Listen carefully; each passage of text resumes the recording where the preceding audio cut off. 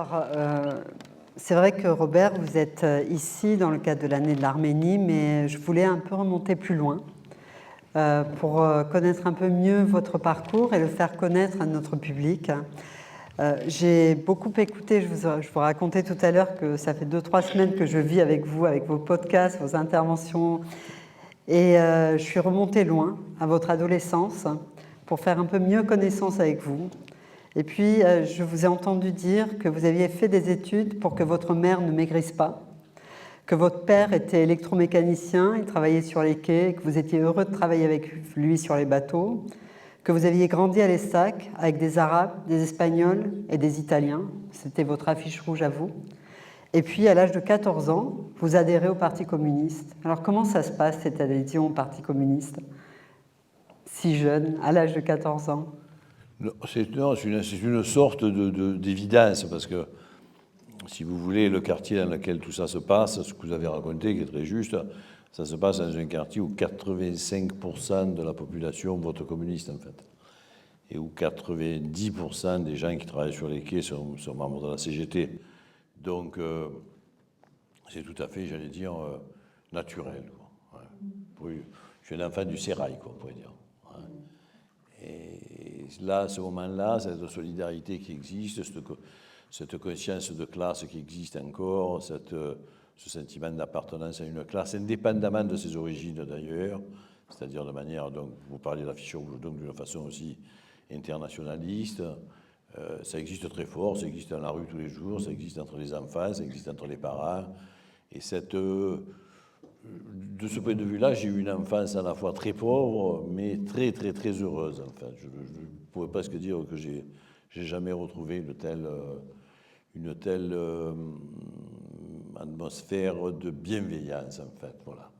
Mais de bienveillance, je dis bien, entre les gens de peu, entre tous ces gens-là qui se débrouillaient et qui parfois, quand ça n'allait pas, se débrouiller entre eux, c'est-à-dire s'entraider réellement, quoi, hein. Si une personne était au chômage, les autres participaient à son alimentation ou à son hébergement, enfin, bon, des choses de ce type-là. Voilà, je me suis donc toujours, depuis, je ne me suis plus jamais senti chez moi, en fait, voilà. Là, j'étais chez moi. Et c'est à ce moment-là, vous dites entre l'âge de 10 et 12 ans, que vous avez fait la connaissance de Missak Manouchian. Vous avez appris son histoire. Oui, parce qu'il y avait une chose très curieuse, alors là, qui pour le coup est particulière et n'appartient pas au quartier, c'est qu'effectivement, comme ma mère est allemande, c'est vrai que j'ai vécu un racisme très étrange, moi, c'est-à-dire que dans la cour de l'école, Sale boche, on me traitait de sale boche, oui. en fait, ce qui quand même, bon, à Marseille, était inattendu. J'étais peut-être le seul fils de boche à Marseille à ce moment-là. Bon, et dans ce quartier, effectivement, donc les gosses, mais dès la maternelle, alors du coup, évidemment, on insultait ma mère, du coup, évidemment, je me foutais sur la gueule, ce qui est une tradition aussi très méditerranéenne, d'ailleurs. On dit du mal de la mère de l'autre, et là, on se fout sur la gueule, forcément, voilà. Bon, donc je me foutais sur la gueule avec des gens. Et quand j'ai vu, effectivement, probablement dans des articles de l'Humanité Dimanche, ou je pense, hein, je me souviens plus très bien, mais comme chaque année, on commémorait, en tout cas, les communistes commémoraient l'affiche rouge, etc. Bon, à ce moment-là, j'ai lu la lettre de Manouchian à sa femme, à Médinet, et il dit une phrase qui, pour moi, avait une valeur, qui a une valeur absolument éthique absolue, hein, puisqu'il dit « Au moment de mourir, je proclame que je n'ai aucune haine contre le peuple allemand ». Bon, ça, soit déjà, j'allais presque dire, c'est une phrase qui a déterminé toute ma vie, en fait, voilà. C'est-à-dire juger les gens pour ce qu'ils font et pas pour ce qu'ils sont. Voilà. C'est clair, c'est comme ça ne changera jamais chez moi. Voilà. Ça vous a... ça m'a marqué, mais en plus, ça a marqué une espèce de déclaration d'amour de mes origines arméniennes à mes origines allemandes. Parce que ça vous remariait disiez... mon père et ma mère, quoi, grosso modo.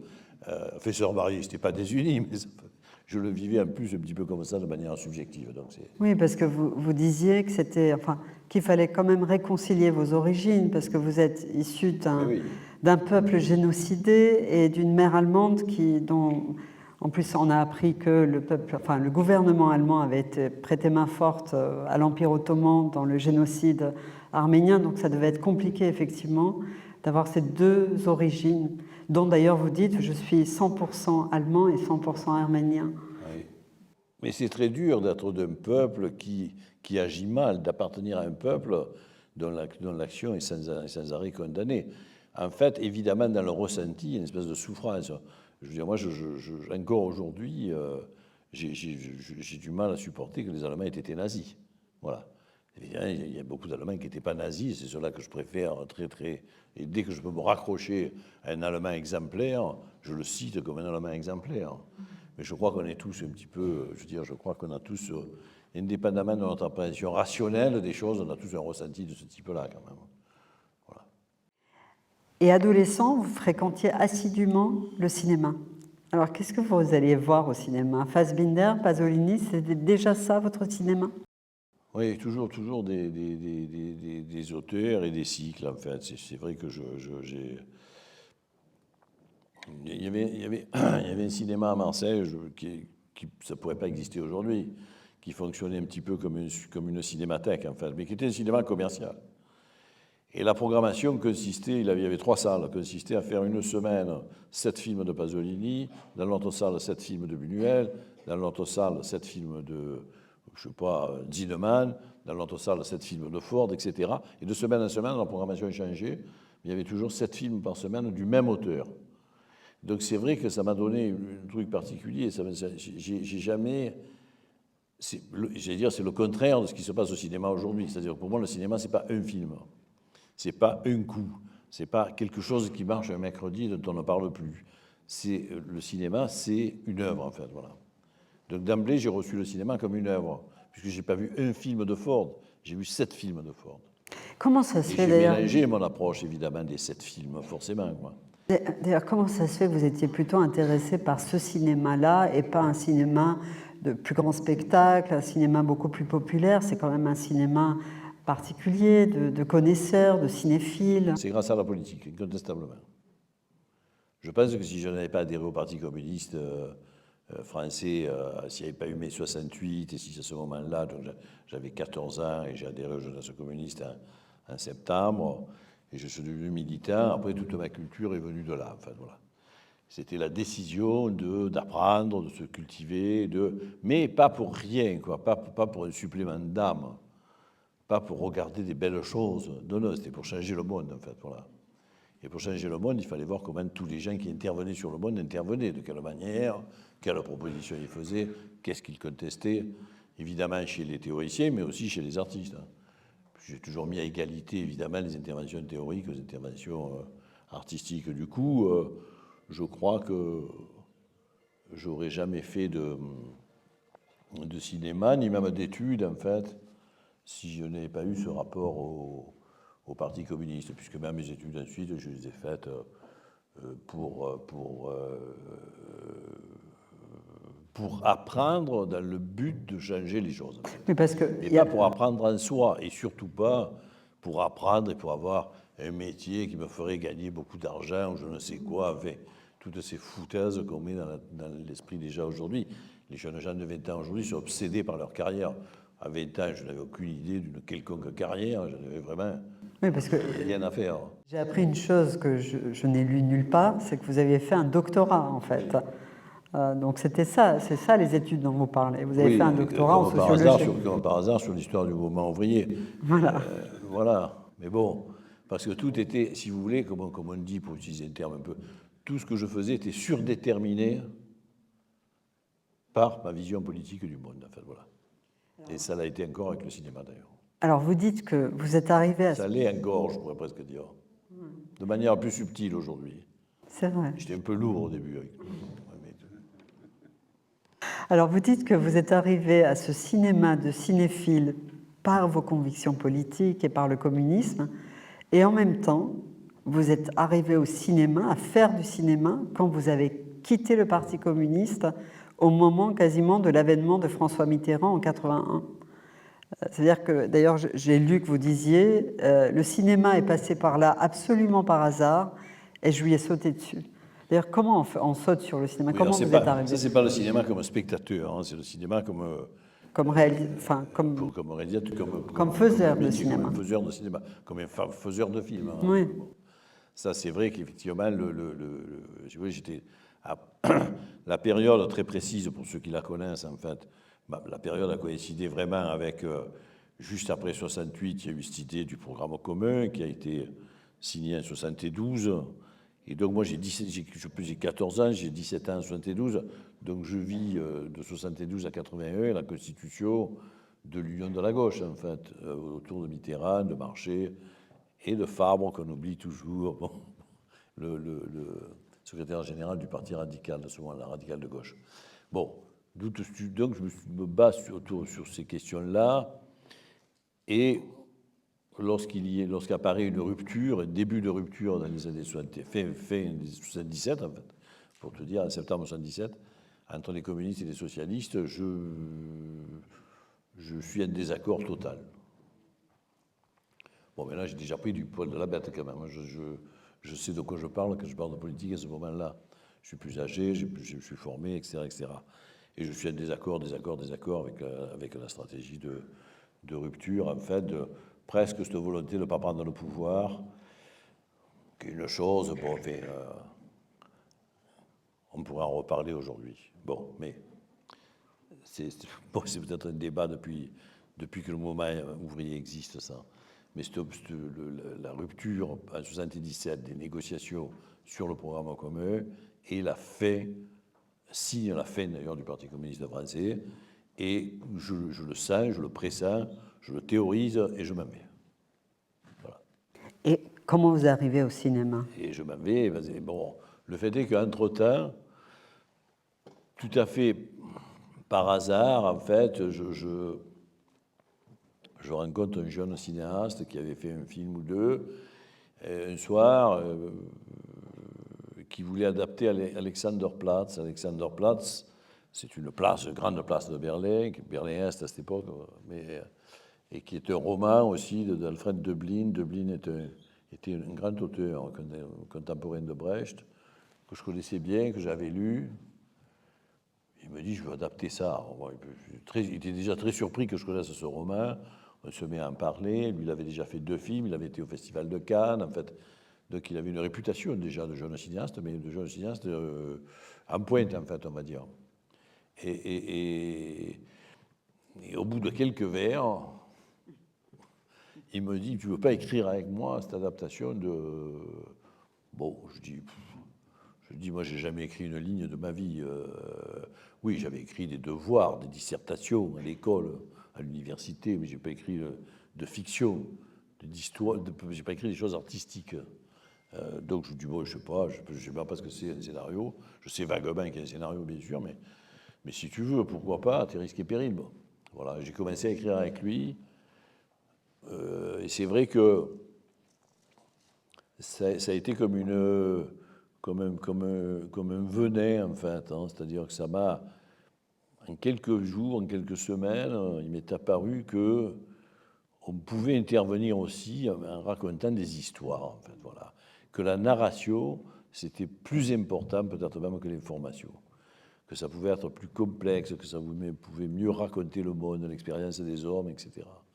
Mais du coup, je me suis dit, je sais pas, je me suis pas dit comme je vous le dis là, mais j'ai retenu d'ailleurs certaines histoires que j'aurais pu mettre à son service, certaines idées, et ce qui est un très mauvais réflexe de scénariste pour le coup. J'avais des idées que je trouvais très bonnes pour le scénario, mais je disais non, je ne vais pas les donner, je vais les garder pour moi. Et tout de suite après, j'ai dit je vais écrire pour moi. Mais c'est comme si on m'avait piqué, quoi. Hein, c'est voilà, une chose à laquelle je ne pensais pas du tout est advenue. Et au même moment, c'est vrai que j'étais très bouleversé de quitter le Parti communiste après, bon, de 14 ans à 27, je ne sais plus. Comment dire, comme je disais tout à l'heure, le mot était exact, ça a surdéterminé toute mon action et toute ma vie. Donc c'est vrai que, j'allais dire, au sens strict du terme, je ne savais plus quoi faire. Parce que je ne sais pas vivre sans être actif. Sans être actif au sens politique, dans une action collective. Pas attractif, faire du foot, ou aller se balader, ou du sport. Surtout pas d'ailleurs. Surtout pas de sport. Mais bon, là je rigole un peu, Mais voilà, donc du coup, je sais. Et c'est vrai que le cinéma, cette idée de cinéma qui était arrivée en même temps, c'est une espèce de coïncidence. J'ai basculé presque toute mon action collective dans le cinéma, dans le fait de faire un film. Donc vous avez commencé par l'écriture. Oui, mais j'ai écrit, évidemment, je me suis tout de suite dit, ça ne m'a jamais me poser la question, je me suis dit, je vais écrire et je vais faire le film moi. Je vais écrire et réaliser. Du coup, le cinéma, pour vous, c'était... Oui, j'avais fait ce scénario, j'avais fait ce seul scénario, c'est la seule fois d'ailleurs où j'ai écrit pour quelqu'un d'autre. Mais après, c'était pour vous. Après, j'ai écrit pour moi, bien sûr. Le cinéma, du coup, vous quittez le Parti communiste, mais en même temps, le cinéma, pour vous, c'est un vecteur de transmission de vos convictions politiques.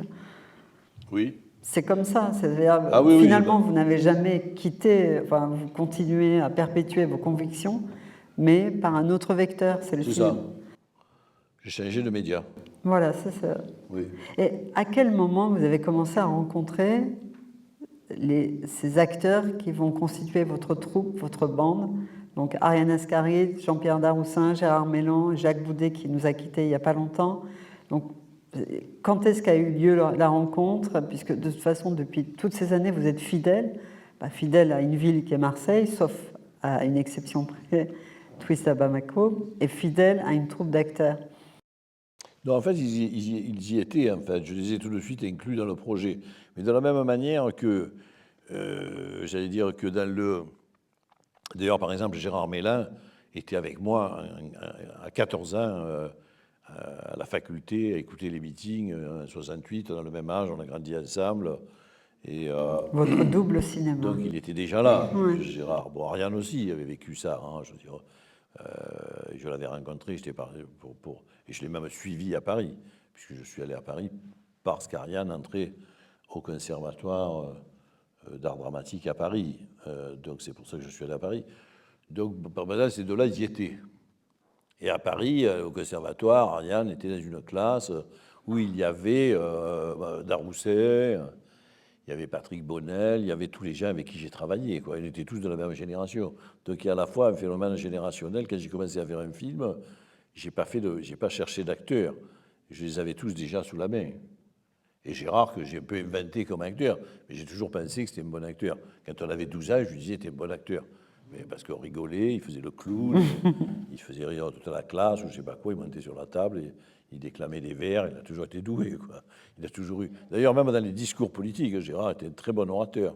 Il était aussi politisé que vous? Oui, absolument pareil. Toute la bande était politisée Tous. comme vous? Donc c'est aussi ça, on est tous passés. Et on a tous eu ce désaccord avec le Parti communiste à ce moment-là. Ça a été une grande hémorragie, les années 80. Donc on a tous eu le même désaccord. Nous, on était tous d'accord. On aurait pu se fâcher à ce moment-là.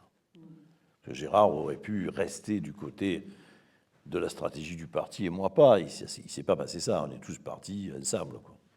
Et vous avez continué. Et en fait, toute votre filmographie, vous la faites évoluer en fonction d'eux, de leur âge, de leur évolution. C'est-à-dire, ils prennent de l'âge et dans vos films, les personnages prennent de l'âge en même temps que vos acteurs. En même temps que moi. Et là aussi. Oui. Et donc on avance comme ça. Après, c'est devenu. Bon, je dis, c'était pas un projet délibéré de créer une troupe qui, comme ça, fonctionnerait avec le temps, qui confronterait sa propre vie à la vie tout court, à l'histoire. Bon, je me doutais pas qu'on aboutirait à un tel parcours. On s'est aperçu à un moment donné, au bout de plusieurs films, que ça devenait constitutif, en fait, de notre art à tous. Voilà. Après, donc, moi, j'ai fait quelques aventures dans d'autres films, évidemment, parce que et les autres acteurs travaillent aussi ailleurs, bien sûr, les autres techniciens aussi. Mais nous, quand on se retrouve, se met en place comme ça tout de suite quelque chose qui est de l'ordre un peu de... On fait un petit peu le point aussi sur nous-mêmes en faisant nos films, en fait. Des films, je pense que ce sont des éléments de référence pour nous tous, pour comment on fait ce métier-là ailleurs. Parce que quand on fait ce métier-là, on fait aussi beaucoup de conneries, quoi. Je veux dire, on fait des films pas beaux. On fait un chef opérateur, s'il cherche du boulot, il peut faire un film pourri, et voilà, quoi. Il n'a pas envie de le faire, il le fait quand même, il le fait bien d'ailleurs, le mieux possible, mais fait, il s'ennuie. Un acteur pour jouer un rôle qui ne lui plaît pas, bon, il faut bosser. Donc j'allais dire, c'est devenu aussi, nous, les films qu'on faisait, des films où on était sûr de ce qu'on faisait là. Parce que, Robert, Pas en qualité, en valeur absolue, mais on était sûr de ce qu'on faisait, au moins du point de vue de ce que nous racontions, du contenu, on va dire. Voilà. parce qu'au début, Des contenus. le cinéma, ça n'a pas été facile. Vos 3 premiers films, ça a été compliqué. Le 3e, vous ne trouviez pas de distributeur. Et puis, il y a eu Marius et Jeannette, avec un succès qu'on lui connaît. Alors, vous avez écrit ça en quelques semaines, vous avez tourné ça, je crois, en 4-5 semaines, vous l'avez monté pareil en 4-5 semaines, et il a eu un succès phénoménal. Et à partir de là, vous avez pu faire des films avec beaucoup plus de facilité, trouver des financements. Maintenant, avec du recul, comment vous expliquez le succès de ce film, qui est quand même le film par lequel on vous a tous quasiment connus? C'est très difficile à expliquer. Hein. Il y a quelque chose de... C'est-à-dire, il y a des éléments d'explication. C'est comme dans une biographie. Voilà. Les biographies, c'est impossible.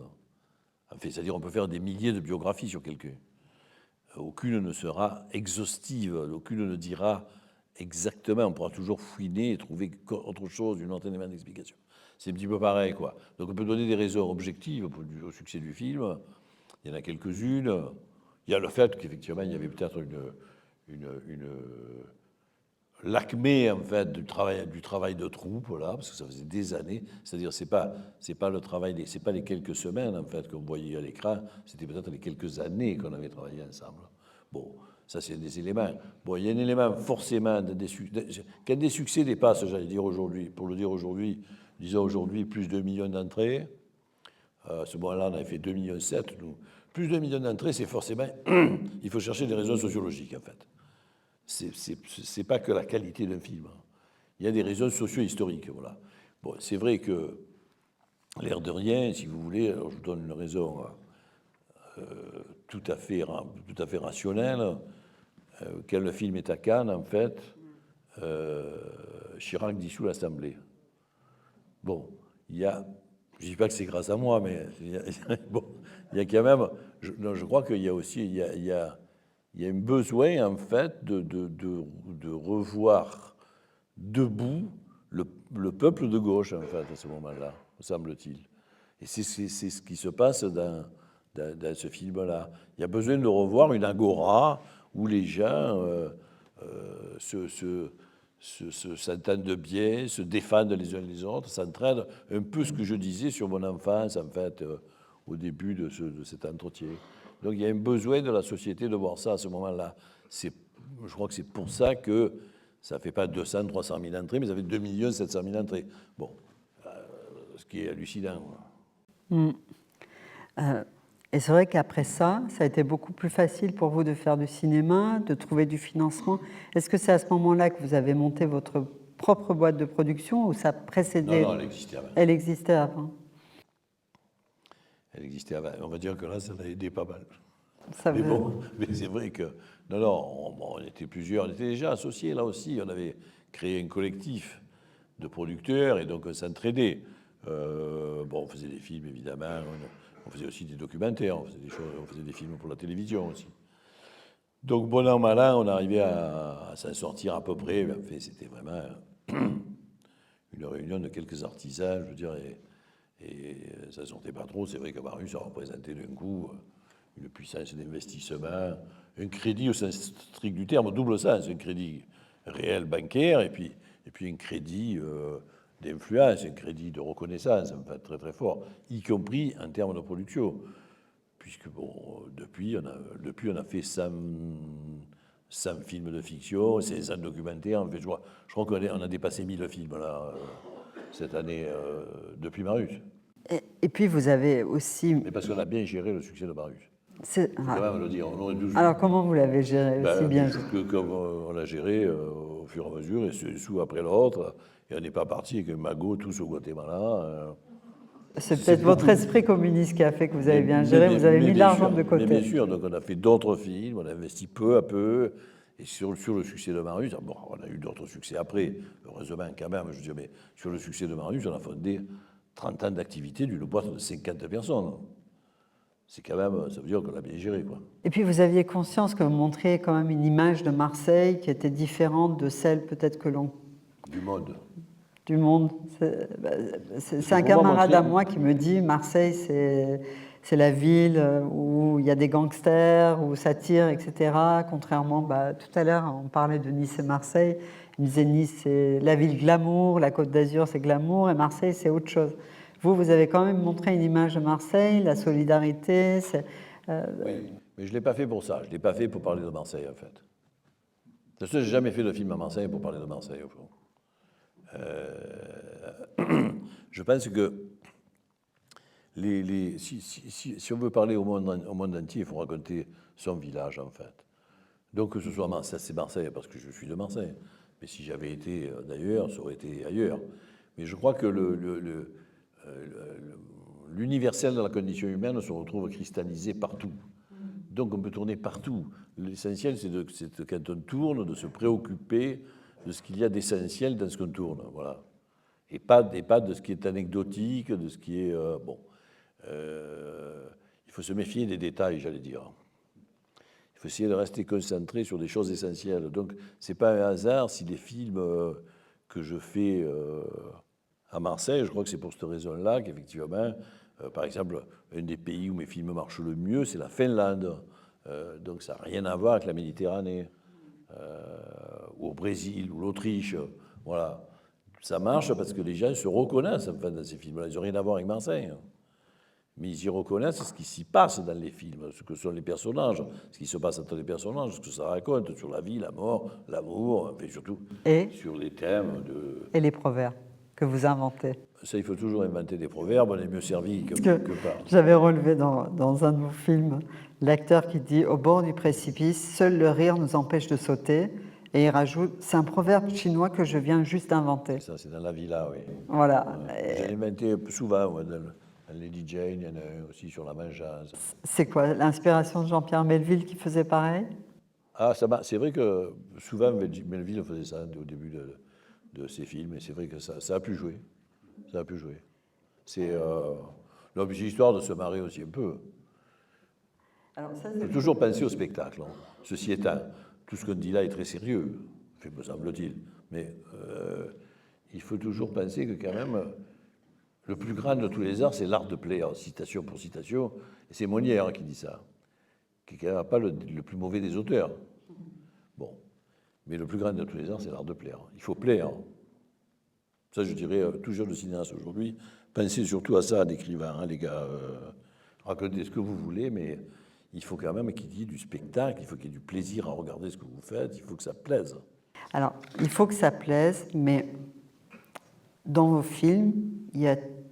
Enfin, je ne sais pas si c'est dans tous vos films, mais en tout cas, moi, dans certains d'entre eux, j'ai aussi remarqué qu'il y avait, on en parlait tout à l'heure, une remise en question.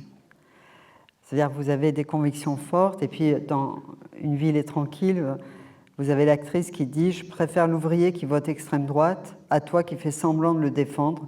Lui, au moins, il a des circonstances atténuantes. » Il y a, dans vos films, je trouve qu'il y a certaines convictions, et puis il y a aussi, d'un coup, une critique, la gauche bourgeoise, dans Une histoire de fou, il y a le personnage principal qui se remet en question, qui remet en question son combat, qui se demande jusqu'où il peut aller dans ce combat.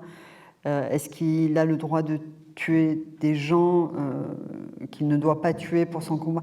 Il y a à chaque fois, en tout cas moi dans ce que j'ai vu aussi une remise en question. Nous sommes de purs révolutionnaires, solitaires, indépendants, orgueilleux et fiers. Aucune force au monde ne pourra salir notre lutte ni épuiser notre volonté. Vos pères se vengeaient comme Tellurian. Et au moins, ils ont tué une cinquantaine des 500 criminels de la liste qu'ils avaient établie. Depuis, plus rien. Votre génération a renoncé. Vous êtes vos propres fossoyeurs. Soyons les héritiers de Tellurian et finissons son œuvre de justice. Justice pour le peuple arménien. J'ai toujours dit que j'étais arménien. Mais je n'ai jamais trahi personne. Je te respecte pour ça. Et pour le reste, tu me méprises.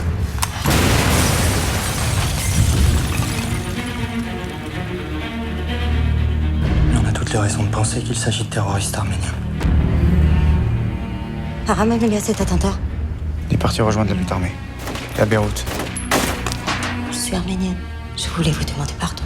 Je me fous du peuple arménien. C'est peut-être mon fils qui vous a fait ça. T'as déjà blessé ou tué quelqu'un d'innocent? Tu dois arrêter d'y penser. Les vrais âmes pensent. La plupart des Arméniens sont contre la violence. La plupart sauf votre fils. Qu'est-ce qu'il veut, Gilles Tessier? Il veut parler arabe. Fais ça pour moi. C'est de la folie. Il y a des pages qu'on ne tourne jamais. Si Gilles veut voir son bourreau en face, je le comprends. Et son bourreau, c'est mon fils, figurez-vous.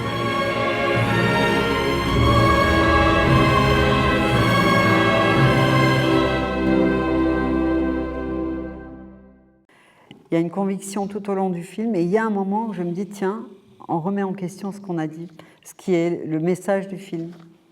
Oui, je crois qu'il faut faire ça. Il faut toujours envisager le contre-pied, en fait, le changement d'axe pour regarder le réel différemment. Donc je crois qu'il faut toujours montrer la contre-proposition aussi, son existence, et peut-être même qu'elle est bienvenue pour renforcer nos convictions. Il faut qu'on ait... Enfin, comme on disait, il faut penser contre soi-même aussi, quoi. Il faut effectivement essayer de considérer que les choses ne sont pas des évidences.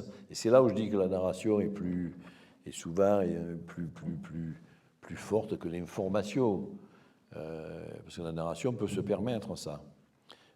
Ça doit même faire partie presque de l'engagement, enfin, du narrateur. De montrer les idées opposées ou comment elles s'opposent. La construction, même, vous savez, le théâtre grec, on l'appelait le théâtre grec, le théâtre des idées, c'est souvent des idées incarnées qui se battent entre elles. Et ça fait un dialogue. Et donc ça fait un spectacle, ça fait un drame. Drame, ça veut dire action. Ça fait une action, et voilà. Et ça plaît aux spectateurs, justement. On retrouve le plaisir, parce que ça bouge. Il n'y a pas un monologue, il y a un dialogue, voilà. Et donc je crois qu'il faut montrer toujours différentes positions, les faire s'opposer. Mais c'est ce qu'on trouve. Pour créer de l'action à partir de choses qui d'ordinaire n'en créent pas. Alors il y a un autre sujet qui est important pour vous, peut-être en référence à vos origines, on revient un peu à l'armée du crime, en référence à Missak Manouchian, c'est la question des réfugiés. Je vous ai entendu dire que vous ne pouviez pas faire un film sans parler des réfugiés ou sans parler des réfugiés et de l'amour. C'est vrai que vous faites souvent référence à ça, alors du fait peut-être de votre enfance, des personnes avec qui vous avez grandi, de ce héros qui vous a suivi, Missak Manouchian. C'est un sujet important dans la villa, c'est un sujet quand même central. Donc, est-ce que vous êtes toujours dans cet état d'esprit? Est-ce que c'est quelque chose qui vous poursuit depuis le début et que vous allez continuer à narrer dans vos films? Bah oui, quand je dis ça, je vois pas. Je crois que j'avais dit, on n'a pas le droit de faire un film qui se passe aujourd'hui dans le monde contemporain et qui ne parle pas de cette démigration, quoi, voilà. Et je crois que même c'est la question de l'humanité aujourd'hui, en fait, pour le dire comme ça. Et ça l'a peut-être toujours été, d'ailleurs, puisqu'au fond, enfin, moi, je ne suis pas spécialiste, je suis spécialiste de rien, mais j'ai quand même lu quelques textes. Bon, je sais que nous sommes tous des migrants. Hein. Oui. Vous aimez préférez le terme réfugié à migrant, d'ailleurs, oui. Vous dites. Mais on est tous quand même... on vient tous d'ailleurs. Alors, il y a des gens, ça fait 1 heure. Il y a des gens, ça fait 15 jours, il y a des gens, ça fait 150 ans, il y a des gens, ça fait 1200 ans, je veux dire, peu importe. Mais personne ne vient d'ici, là, dans cette salle. Personne ne vient d'ici. Qui est né dans cette salle de cinéma et qui peut dire qu'il est de souche d'ici depuis 3000 ans, enfin, je veux dire, jusqu'où remontent les arbres généalogiques.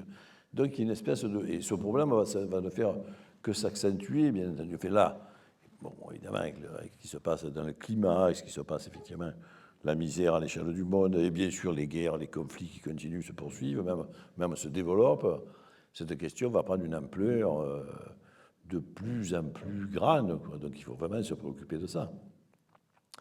Et d'une manière, c'est même, je pourrais presque dire que la définition de l'humanité, c'est l'accueil, ça serait l'hospitalité, et que l'inhumanité, c'est l'inhospitalité. Donc évidemment, je crois que c'est engager l'humanité tout entière que de dire je me préoccupe, je m'occupe et je me préoccupe du sort de tous les réfugiés du monde, quelle que soit d'ailleurs la raison pour laquelle ils viennent. D'ailleurs, il n'y a pas que l'asile politique. Il peut y avoir l'asile météorologique. Voilà. J'ajoute que la terre appartient à personne. Enfin, toutes ces choses-là me semblent qu'un peuple où la terre est mauvaise, où il ne peut pas planter des choux, aille 500 km plus loin, un endroit où il pleut tous les jours et où il peut les planter, me semble tout à fait naturel.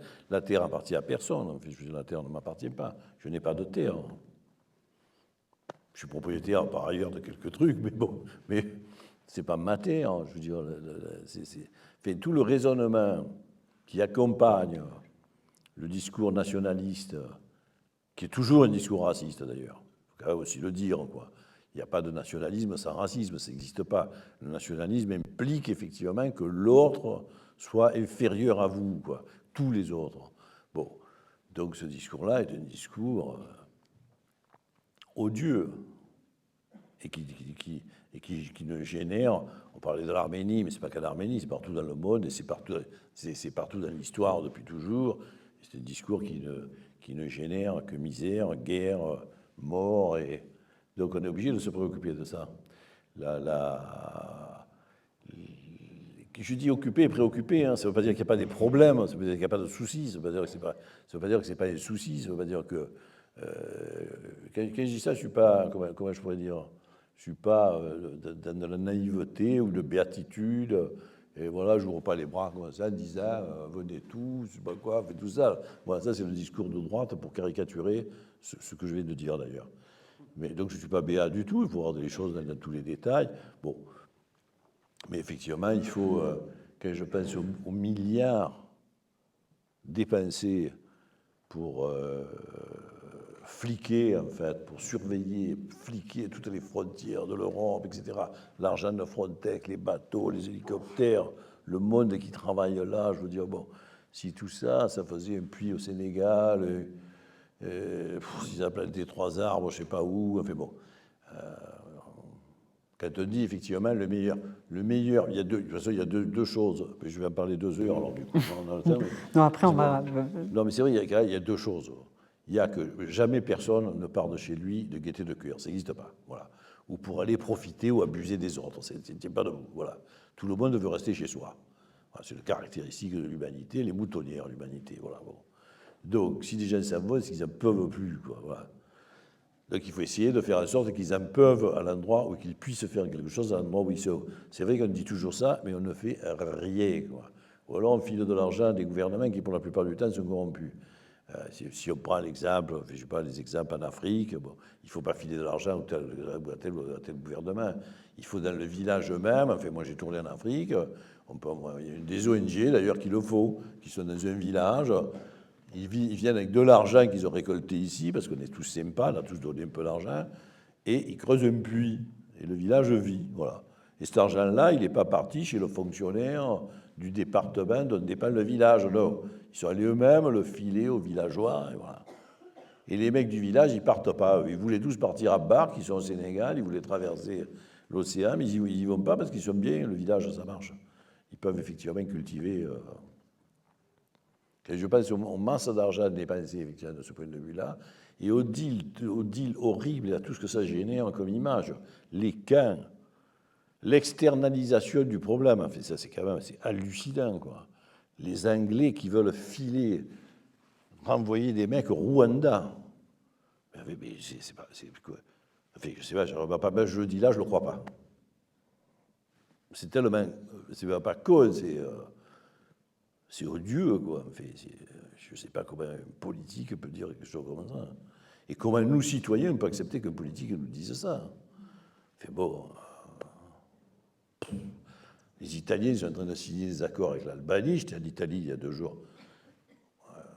Bon, pour qu'effectivement, pour les immigrés restent en Albanie. En Turquie, évidemment, on paye des pays pour garder... C'est n'importe quoi. Donc je crois qu'il faisait, c'est très très urgent de s'en occuper et d'expliquer, car je veux dire, il y a un travail de fou à expliquer aux gens qui effectivement pensent qu'en se repliant sur eux-mêmes, en fermant la porte aux autres, ils vont mieux vivre, il faut leur expliquer que c'est absolument faux. Ils ne vivront pas mieux. Justement, une manière Ils d'expliquer vivront plus mal, d'ailleurs. qu'on peut être réfugié et se battre pour un pays qui, à l'origine, n'est pas le nôtre, c'est l'armée du crime. Je reviens, Robert, je m'excuse, au film qu'on m'a projeté juste après. Parce que là, pour le coup, on est sur l'histoire de Missak Manouchian. Après chaque attentat, les Allemands servaient. Au début, c'était 10 otages fusillés. Pour un Allemand, quand j'ai quitté le camp, c'était 20 pour un. Tu t'en fous, toi, t'es pas juif. Tu sais ce qu'il a dit, Hitler? Qui aujourd'hui se souvient des Arméniens? Moi, ma famille, ça fait longtemps qu'elle a disparu. Mais j'ai de la chance, puisque vous tous, vous êtes devenus ma famille. Une famille de combattants qui ne laissera aucun répit à l'occupant. Je n'ai pas peur de la mort, mais je ne veux pas la donner. C'est une question d'éthique. Qu'est-ce que c'est éthique? Cet endroit doit rester neutre. Sauf votre respect, aujourd'hui, il est impossible de rester neutre. J'espère que cette guerre ne va pas durer. Il faut se battre pour qu'elle se termine un jour. Il faut arrêter vos actions isolées. Ça sert à rien. On doit être organisé comme une armée, avec une discipline. Les attentats se multiplient. Les terroristes, il faut les terroriser. Dites au général Aubert qu'il ne sera pas déçu par la police française. Police! C'est l'étroite collaboration de notre police avec l'armée allemande qui est notre principal atout. Ils viennent tous de la rue des immeubles industriels. Un nid de terroristes. Des juifs polonais, hongrois, mais aussi des communistes espagnols et italiens, avec à leur tête leur chef de bande, arménien. N'oubliez jamais ça. On tue des hommes, mais on est du côté de la vie. Il peut rien nous arriver ici. C'est le pays des droits de l'homme. Je suis devenu un vrai combattant. On ne peut plus reculer. On ne peut plus revenir en arrière.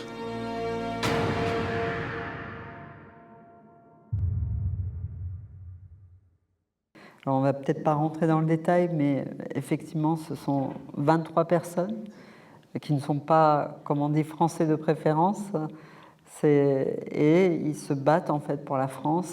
Et bon, la fin de l'histoire, tout le monde la connaît, donc je vais pas.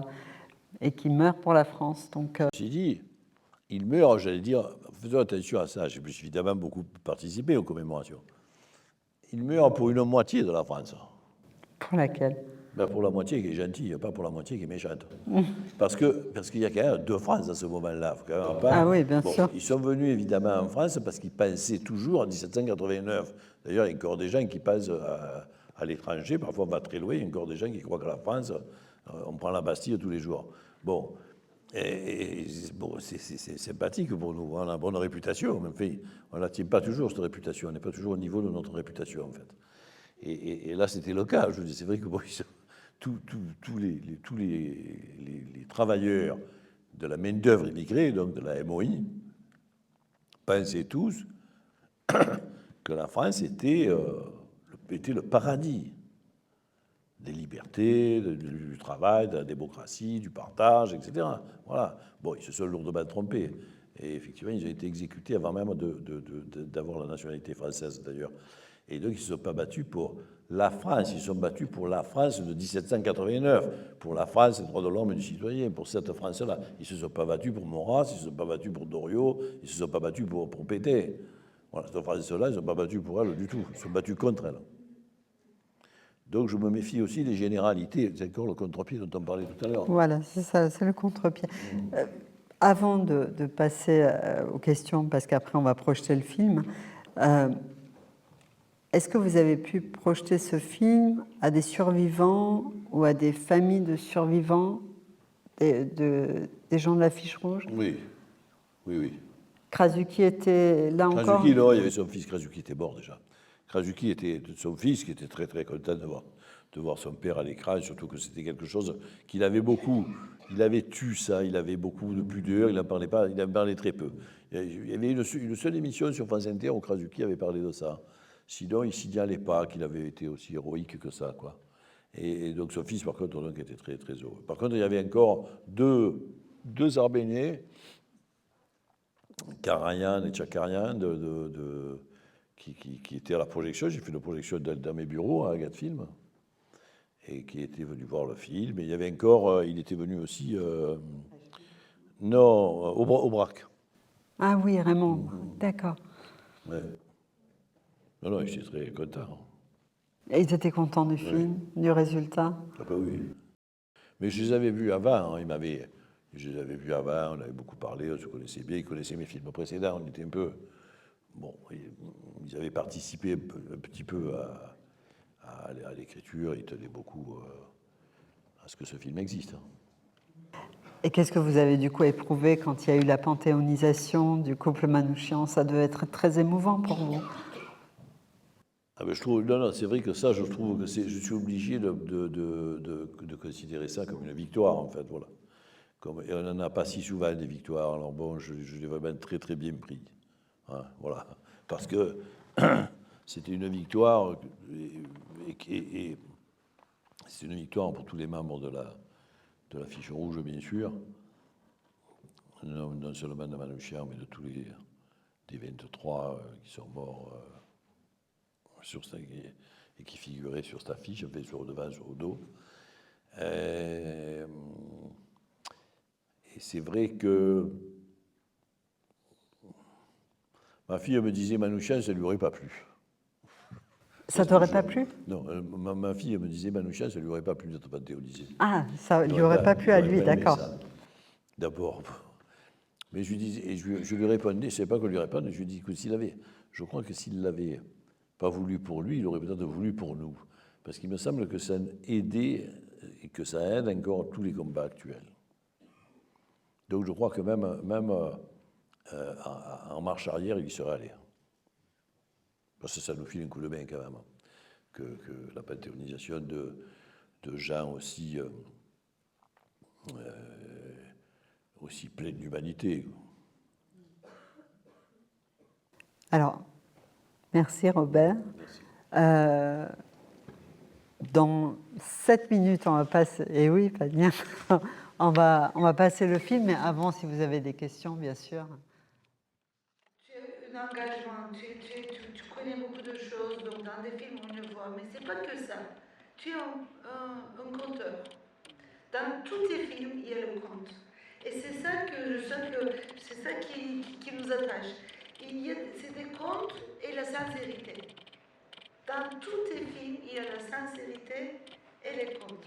Et comme Van Gogh, même s'il fait une table, mais il y a la magie dedans. Et je crois que nous avons besoin de voir la magie partout dans la vie quotidienne et dans des films, il y a ça. Merci. Mais c'est vrai, tu as raison de rappeler ça, parce que c'est vrai que, mais quand on parle après des films, bien sûr, on n'est que dans le discours, en fait, et le discours très rationnel, très bon. Ah, bon. Bien sûr qu'il y a le récit, la poésie, la musique, le fil des choses, les émotions, les rires, et que c'est là où je dis que les récits sont supérieurs parfois, que la narration est supérieure parfois à l'information, en fait. Plus riche, plus émouvante. L'histoire, la mise en image, le jeu des acteurs. Oui, quand même. Parce que vous dites que le jeu des acteurs, des fois, ça vous échappe, vous ne vous rendez même pas compte. Non, ça ne m'échappe pas, mais je continue à être très... comment dire je suis très admiratif, en fait, des acteurs. Ils font quelque chose que je ne sais pas faire, moi. C'est ça qui me... C'est peut-être pour ça, je suis un peu envieux. Puisqu'ils arrivent à jouer, je suis fasciné par les acteurs qui se mettent à jouer et qui... d'ailleurs, parfois découpés, et tout de suite, ils reviennent dans le réel, quoi. Il y a cette espèce de... Au théâtre, on appelle ça l'aparté, en fait. C'est une figure que j'adore, parce que vous avez probablement déjà vu ça, c'est une figure de la commedia dell'arte. On parle comme ça, vous êtes le public, vous êtes là, nous on parle comme ça, et puis d'un coup, donc je sors de là, je me retourne vers vous, et je dis, vous avez vu ce qu'elle vient de me dire? Et je reviens là, je continue à parler. Donc je suis dedans et dehors, sans arrêt, voilà. En général, ça produit des effets comiques, bien entendu, mais c'est vrai que les acteurs sont capables de ça, de ce dédoublement-là, Je ne sais pas comment ils font, ça me fascine donc depuis toujours. Et Ils sont dans tous vos films. je crois qu'il faut être fasciné par les acteurs pour faire du cinéma quand même, parce que bon. Mais c'est toujours. l'essentiel du cinéma. Les acteurs. Robert, c'est toujours des acteurs professionnels. Par exemple, dans Le Voyage en Arménie, le chauffeur de taxi, tous ces gens sont des acteurs professionnels à chaque fois. Oui. Mais quand ce n'est pas des acteurs professionnels, c'est des gens qui ont cette capacité-là quand même. Alors, ils l'ont moins exercé, ils sont moins virtuoses éventuellement, mais ce n'est pas grave. Même quelqu'un qui n'est pas acteur, mais quelqu'un qui n'est pas acteur peut avoir cette capacité de se jeter dans le vide, de se dédoubler, tout en sachant ce qu'il fait. Évidemment, tous les acteurs sont conscients de ce qu'ils font, mais ils le font. Et Gérard Mellon, il est infirmier. Gérard Mellon était infirmier, ouais, mais c'est un très très bon acteur, qui est très surprenant. Et qui d'un coup, je dis moteur, il fait une chose à laquelle je ne m'attendais absolument pas, ça arrive très souvent. Je suis surpris, étonné, ravi, voilà. Et je dis toujours qu'il faut laisser faire les acteurs, en fait. Il faut les laisser faire une proposition. Il faut les laisser parler. Une fois qu'ils ont parlé, on travaille sur leurs paroles, sur leurs propositions, et on va un peu plus à droite, un peu plus à gauche, on rectifie, on fait des choses. Là, les contraintes du cinéma, mais là, le matin, au début du tournage, il faut laisser un acteur faire ce qu'il veut, il faut lui laisser proposer. Vous pouvez vous inspirer de leur personnalité pour construire vos personnages? De leur personnalité, non, de leur personne, oui, peut-être. Parce que comme la troupe, enfin, comme il y a cette idée de troupe avec laquelle je travaille depuis très longtemps, j'allais dire que par capillarité, il y a évidemment une influence sur tout ce que je fais. On est corps à corps. Donc, je veux dire que si je vois Darousset, pour pas parler d'Ariane, mais parce que bon, ou Gérard, on parle de politique, on parle de nos enfants, on parle de sa maman qui est décédée, donc ces choses-là, ça fait complètement partie de mon univers. Évidemment que ce qu'il va me dire, ce qu'il a pensé ce jour-là, le cauchemar qu'il a fait la veille, bon, donc évidemment, je me sers. Tous les auteurs font ça. Je me sers de tout mon entourage, de mon entourage immédiat. Il s'avère qu'il est dans mes films et qu'il travaille avec moi. Donc évidemment que par capillarité, je pourrais dire que tous les gens qui sont dans mes films sont, de ce point de vue-là, co-auteurs, même s'ils n'écrivent jamais avec moi directement. Alors, je ne sais pas s'il y a d'autres questions dans la salle. Qui s'appelle Les Barbares, et je voulais en parler, qui illustre tout à fait ce que vous avez toujours fait et ce que vous disiez à l'instant, voilà, de Julie Delpy.